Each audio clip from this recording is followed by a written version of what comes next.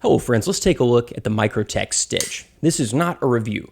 I only review a knife that I've carried for a month, if not longer, because I want to tell you what it's really like to live with the knife. This video is part of a series in which I show you a knife that I think is cool or interesting because of a design feature, I don't know, the materials used, the rarity of the knife, or whatever the case may be. This is show and tell. I'm here to show you a knife that looks cool and tell you why. But again, I'm not reviewing it.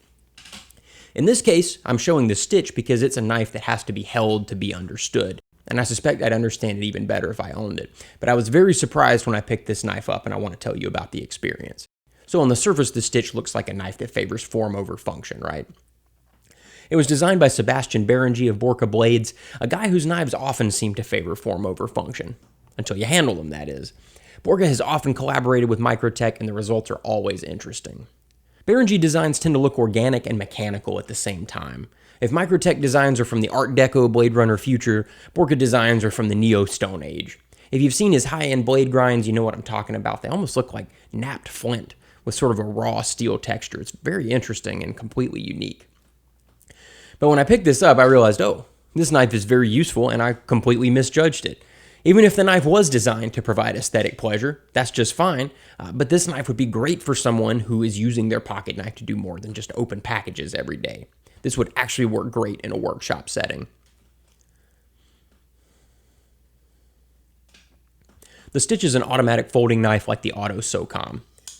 You press this button here, and the knife springs open. To close it, press the button and just pull the blade in, and you'll hear it snap back into place. And it opens with some serious force.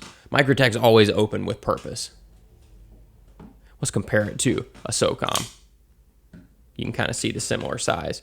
And also, Microtechs always lock up very, very securely. That is tight. There's zero play in that blade. This knife's mechanism is essentially the same as that of the automatic SOCOM, and if you've used that knife often, you'll immediately feel the similarity when you open the knife. They even sound similar. But unlike the SOCOM, there's no manual version of the Stitch. Let's compare some other Microtechs to the Stitch while we're at it. We've got our SOCOM out. You know what? I have no idea if any of this is in frame, so I'm going to include some pictures.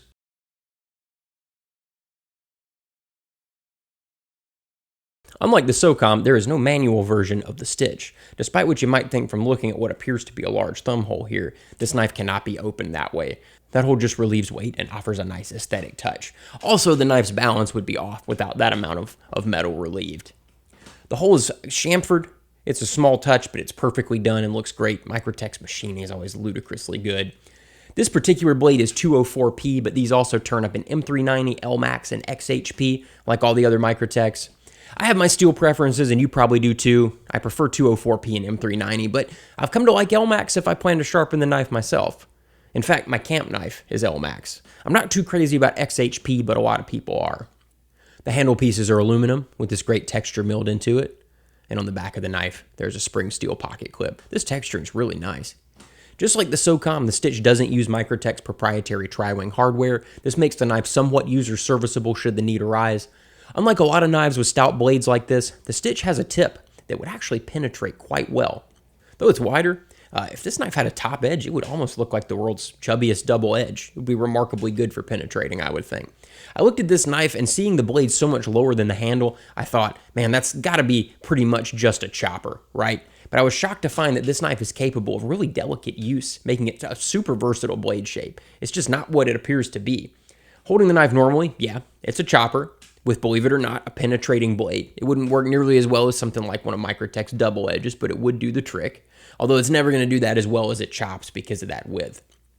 But if you take advantage of this finger choil here and this awesome jimping on the spine of the blade, it takes on a second life. It feels like a totally different blade. This is now a remarkably delicate knife for shaving, slicing, or whatever. And if you put your middle finger in the choil and place your index finger near the tip, you can almost use it like an X-Acto knife, the way you use the transition point between the two edges on a Tanto. You could do some very fine work with that. Last of all, like all Microtechs, I have to comment on the action. It's so strong and so smooth, and the lockup is so tight. You've got to try one of the Microtech auto folders. They're excellent, whether you choose a Stitch or the SOCOM. So, the moral of this story, you really have to handle a knife sometimes to understand it. I never would have understood how useful this knife is without holding it in my hand and spending some time with it.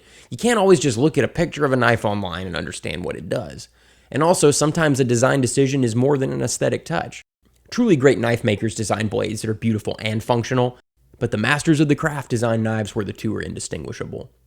Many thanks to Mike at Southern Edges for this video. This knife comes from Southern Edges, my favorite knife store on planet Earth. I spend way too much time and money there pestering poor Mike. If you're shopping for a Microtech, Mike is the guy. He labels his steel correctly. He has a 120-day layaway program. He has the best customer service in the business, and he gets all the good stuff.